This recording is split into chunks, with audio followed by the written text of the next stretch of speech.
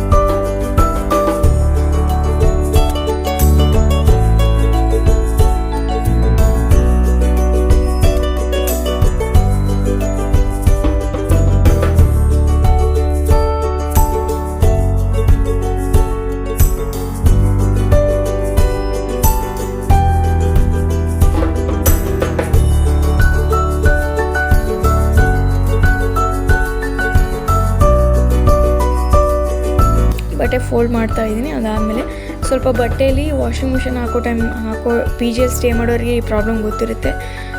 ಇನ್ನೂ ಬಂದು 1 ಮಂತ್ ಆಗಿಲ್ಲ ಈ ಪಿ ಜಿಗೆ. ಸೊ ದಟ್ ಆಲ್ರೆಡಿ ಏನಂತಾರೆ ಲೈಕ್ ಬಟ್ಟೆಗೆಲ್ಲ ಗಲೀಜು ಮೆತ್ಕೋತಾ ಇದೆ. ಮೇಂಟೆನೆನ್ಸ್ ಅಂತೂ ಚೆನ್ನಾಗಿಲ್ಲ ಲಿಟ್ರಲಿ. ಆಮೇಲೆ ಅದೇ ಥರ ಬಟ್ಟೆನ ಮಾಡಿಸ್ಕೊತಾ ಹೋದೆ ಫೋಲ್ಡ್ ಮಾಡೋದು. ಆ್ಯಂಡ್ ನೀಟ್ನೆಸ್ ತುಂಬ ಇಂಪಾರ್ಟೆಂಟ್ ಗೈಸ್. ನೀಟಾಗಿ ಇಟ್ಕೊಳ್ಳಿ. ನಂತರ OCD ಪ್ರಾಬ್ಲಮ್ ಇದ್ದರೆ ತುಂಬ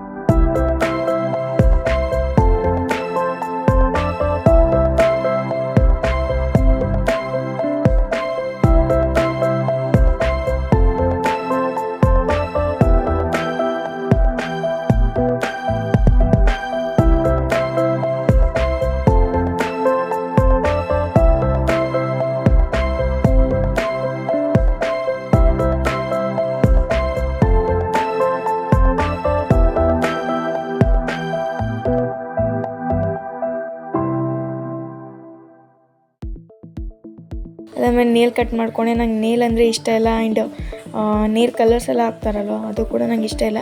ಎಸ್ಪೆಷಲಿ ನೇಲ್ ಕಲರ್ಸು ಊಟ ಮಾಡೋ ಕೈಗೇನಿದೆ ಆ ಕೈಗೆ ಹಾಕೋಕ್ಕೆ ಹೋಗಬೇಡಿ. ಏನಕ್ಕಂದರೆ ಕೆಮಿಕಲ್ ಡೈರೆಕ್ಟಾಗಿ ಹೊಟ್ಟೆಯಲ್ಲಿ ಹೋಗುತ್ತೆ. ಅದರಿಂದ ತುಂಬ ಏನಂತಾರೆ ಎಫೆಕ್ಟ್ಸು ಆಗುತ್ತೆ, ಫುಡ್ ಪಾಯ್ಸಿಂಗ್ ಆಗುತ್ತೆ, ಏನೋ ಅಂದರೆ ಲೈಕ್ ತುಂಬ ಪ್ರಾಬ್ಲಮ್ಸ್ಗಳಾಗುತ್ತೆ. ಸೊ ದಟ್ ಅದಕ್ಕೋಸ್ಕರ ಆದಷ್ಟು ನೇಲ್ಸ್ನ ಕಟ್ ಮಾಡ್ಕೊಳ್ಳಿ. ಯಾವುದೇ ಕಾರಣಕ್ಕೂ ನೇಲ್ಸ್ನ ಬಿಡೋಕ್ಕೆ ಹೋಗಬೇಡಿ. ಆ್ಯಂಡ್ ಕ್ಲೀನ್ ಮಾಡ್ಕೊಳ್ಳಿ ಅವಾಗವಾಗ. ಆ್ಯಂಡ್ ಏನೋ ಒಂದು ಸಮಥಿಂಗ್ ಆರ್ಟಿಫಿಷಿಯಲ್ ಆಗಿ ಹಚ್ಕೊಂಡ್ರು ಕೂಡ ಒಂದು ಆ ಫಂಕ್ಷನ್ಗೆ ಆರ್ಟಿಫಿಷಿಯಲ್ ಆಗಿ ಹಚ್ಕೊಂಡು ಆಮೇಲೆ ತೆಗ್ದಾಕ್ಬಿಡಿ.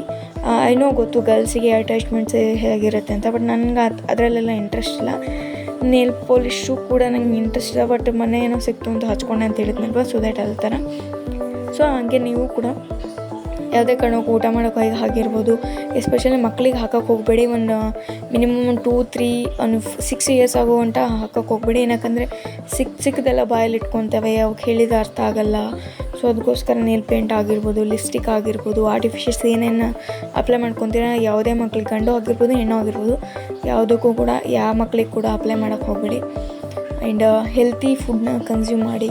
ಆ್ಯಂಡ್ ಸ್ಟಡಿನ ವೆಲ್ ಆ್ಯಂಡ್ ಏನಂತಾರೆ ಲೈಕ್ ಮೆಂಟಲಿ ಸ್ಟ್ರಾಂಗ್ ಆಗಿ ಸ್ಟಡಿ ವೆಲ್ ಮಾಡಿ. ಫಿಕ್ಸ್ ಮಾಡಿಕೊಡಿ ಗೋಲ್ನ. ಸ್ಟಡಿ ಚೆನ್ನಾಗಿ ಮಾಡಿ, ಸ್ಟಡಿ ವೆಲ್ ಅಂತ ಹೇಳಿ.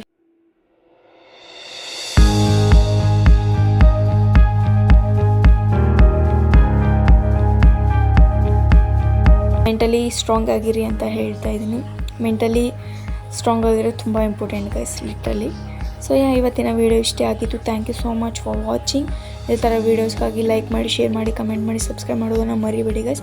ಪ್ಲೀಸ್ ಸಬ್ಸ್ಕ್ರೈಬ್ ಮಾಡ್ಕೊಳ್ಳಿ. ಇದೇ ಥರ ವೀಡಿಯೋಸ್ನ ಯೂಸ್ಫುಲ್ ವೀಡಿಯೋಸ್ನ ಹೇಳ್ತಾ ಹೋಗ್ತೀನಿ. Thank you.